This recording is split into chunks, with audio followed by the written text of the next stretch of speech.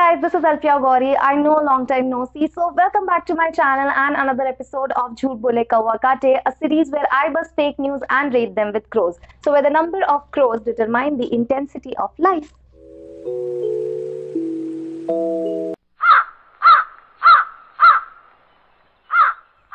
UPSC civil service परीक्षा का परिणाम 4 अगस्त 2020 को आया। इसमें विभिन्न वर्गों के 829 नए सिविल सर्वेंट्स शामिल हुए।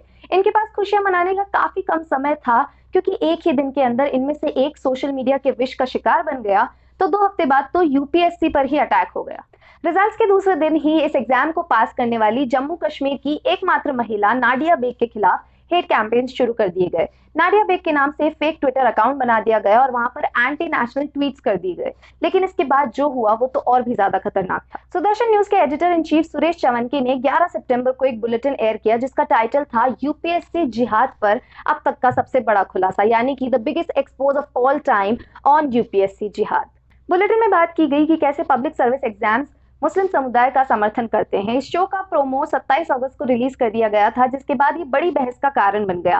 काफी लोग इस शो के एयर होने के खिलाफ थे, तो ministry of information and broadcasting ने एक नोटिस जारी करते हुए इस शो को एयर करने की परमिशन दी, जिसका कहना था कि सुदर्शन न्यूज ने उन्हें आश्वासन दिया है कि ये शो एक कार्यक्रम कोड जो कि हर एक चैनल को फॉलो करना होता है उसका उल्लंघन नहीं करेगा, और अगर किसी भी कानून का उल्लंघन इस शो के कंटेंट में दिखा तो वो उसके खिलाफ सख्त कार्रवाई करेंगे। इस 1 घंटे के कार्यक्रम में काफी दावे किए गए जो कि सोशल मीडिया पर भी ट्रेंड कर रहे हैं और लोग उसके खिलाफ आवाज उठा रहे हैं। लेकिन इन दावों में कितनी सच्चाई है या कितनी नहीं, आइए जानते हैं फैक्ट चेक में।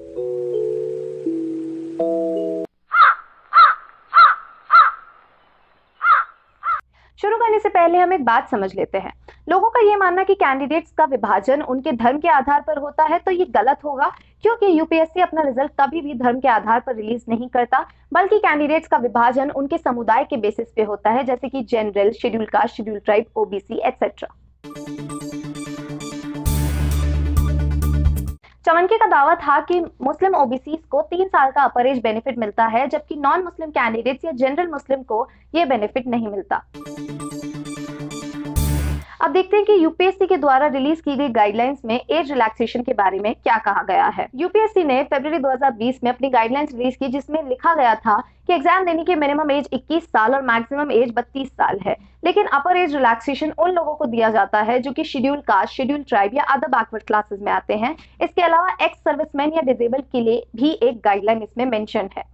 फॉर एग्जाम्पल SC/ST के लिए 5 साल तक का अपर एज रिलैक्सेशन होता है, यानी कि वो 37 साल की उम्र तक एग्जाम दे सकते हैं। वहीं ओबीसी में 3 साल तक का रिलैक्सेशन है, यानी कि वो सिर्फ 35 साल की उम्र तक एग्जाम दे सकते हैं।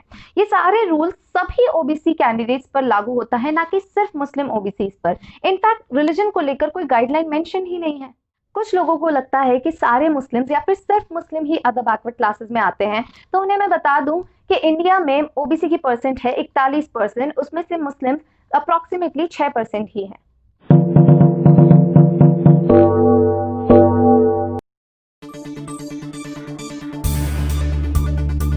चवनके का दावा है कि जब एक जनरल कैटेगरी वाला इंसान अगर एग्जाम देता है तो उसे 6 अटेम्प्ट मिलते हैं, वहीं एक मुस्लिम के पास फायदा होने के कारण उसे 9 अटेम्प्ट मिलते हैं।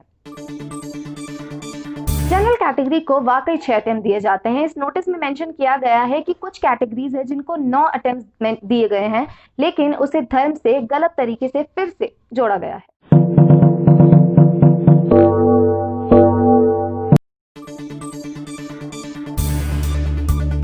अपने शो में चवनके एक मॉक इंटरव्यू की क्लिप दिखाते हैं, जिसमें देखा जा सकता है कि एक मुस्लिम इंटरव्यूई से एक इंटरव्यूअर कहता है कि आपका इंटरव्यू साधारण रूप से नहीं होगा, और इसके 2 कारण हैं। पहला आपकी उम्र और दूसरा आपकी कम्युनिटी।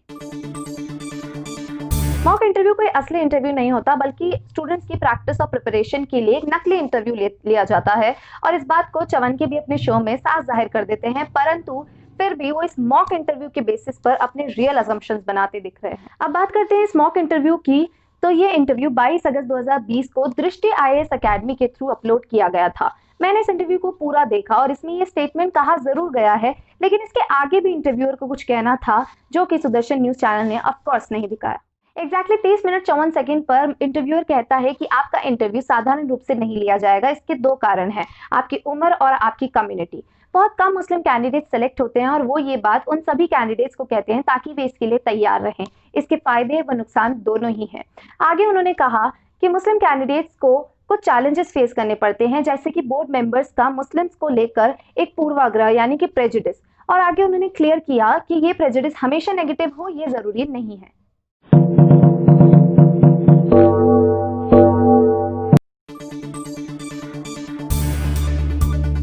मुस्लिम कैंडिडेट्स को दिए जाने वाले फेवर्स की लिस्ट में एक और चीज मेंशन करते हुए चवनके ने कहा कि हमारे पूर्व प्रधानमंत्री मनमोहन सिंह जी ने यूपीएससी के लिए 5 कोचिंग सेंटर्स लगाए थे। 5 में से 4 सेंटर्स मुस्लिम यूनिवर्सिटीज में सेटअप है। तो चवनके का सवाल था कि आखिर ये सेंटर्स मुंबई यूनिवर्सिटी या चेन्नई की किसी यूनिवर्सिटी में क्यों नहीं लगाया गया। जिन 5 यूनिवर्सिटीज की यहाँ बात हो रही है वो हैं Jamia Millia university, Jamia Hamdard university, Aligarh Muslim university, Maulana Azad national Urdu university, Bhimrao Ambedkar university. हाँ, सेंटर्स इन 5 यूनिवर्सिटीज में ही खुले थे, लेकिन उसका उद्देश्य सिर्फ मुस्लिम समाज की बेहतरी नहीं था। यूनिवर्सिटी ग्रांट्स कमीशन के फॉर्मर चेयरमैन वेद प्रकाश, जिनके अंडर ये 5 कोचिंग सेंटर्स खुले थे, उनका कहना था कि इन सेंटर्स का उद्देश्य सिविल सेवाओं में पिछड़ी जाति और अल्पसंख्यकों का प्रतिनिधित्व बढ़ाना था, क्योंकि ऐसा महसूस किया गया था कि एससी, एसटी और माइनॉरिटीज को उचित रिप्रेजेंटेशन नहीं दिया जाता। इसीलिए इन 5 यूनिवर्सिटीज में ये सेंटर्स सेटअप किए गए थे। जेएमआई का residential coaching academy SC, ST, minorities और हर जाति की महिलाओं को फ्री में कोचिंग प्रोवाइड करता है। राजेंद्र सचार कमेटी की रिपोर्ट के अनुसार ये साबित हो गया था कि भारत में मुस्लिम्स की कंडीशंस एससी और एसटी से भी ज्यादा खराब है, और तभी से गवर्नमेंट और प्राइवेट फंडेड काफी इंस्टीट्यूशंस तैयार किए गए जो कि लोगों को सिविल सर्विस एग्जाम्स की तैयारी कराते हैं।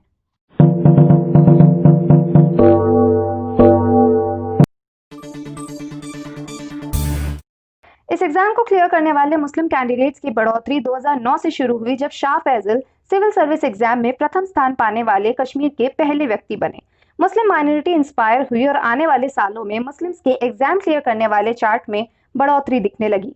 यूपीएससी की तैयारी करने वाले काफी कम मुस्लिम्स देखने को मिलते हैं, क्योंकि इस समुदाय के केवल 4% लोग ही ग्रेजुएशन कर पाते हैं। Statistically Muslims comprise only of 3% of the administrative services personnel. Foreign service 1.8%, police service 4%, railway 4.5%, education 6.5%, home department 7.3%, judiciary offices 7.8%, health department 4.5%. एक और क्लेम सामने आया कि यूपीएससी ने अपने करिकुलम में इस्लामिक स्टडीज को शामिल कर दिया है और एग्जामिनेशन का माध्यम उर्दू को बना दिया है, जिसके बलबूते पर बहुत से ज्यादा मुसलमान इस एग्जाम को क्लियर कर रहे हैं, जो कि बिल्कुल गलत खबर है। एग्जाम के लिटरेचर पोर्शन को क्लियर करने के लिए कॉन्स्टिट्यूशन की 8th शेड्यूल में मेंशन 22 लैंग्वेजेस में से कोई भी एक लैंग्वेज सेलेक्ट कर सकते हैं, और स्टैटिस्टिक्स के अनुसार उर्दू को सबसे कम जने सेलेक्ट करते हैं। 2017 में सिर्फ 26 जनों ने उर्दू ली थी, जबकि 2018 में केवल 16 जनों ने उर्दू को सेलेक्ट किया था। और ऐसा सिर्फ एक कम्युनिटी के या एक रिलीजन के लोगों के साथ नहीं हुआ है। बहुत सी बार हायर एडमिनिस्ट्रेटिव पोस्ट को लेकर रिलीजियस क्लेम्स किए गए हैं। ये जो एग्जाम्स होते हैं काफी ज्यादा स्टेजेस में क्लियर किए जाते हैं, और इसको देने वाला व्यक्ति बहुत ज्यादा मेहनत करता है। इस प्रोसीजर में शामिल हर एक इंसान के लिए काफी दुख की बात होती है जब ऐसे बेतुके सवाल उनकी काबिलियत पर उठाए जाए। इसीलिए ऐसे एंटी नेशनल टॉपिक यूपीएससी जिहाद ना सिर्फ सोसाइटी पर अटैक है, बल्कि गवर्नमेंट के उन एफर्ट्स पर भी अटैक है जो कि गवर्नमेंट लगाती है ताकि मार्जिनलाइज्ड कम्युनिटीज आगे बढ़ सके और प्रोग्रेस कर सके। Thank you so much for watching. If you really want to appreciate the efforts that I put in this video, kindly like this video. And if you agree with me, kindly share this video and subscribe to my channel. We are finally on 500 subscribers. I'm really happy. Thank you all. Keep supporting and keep watching.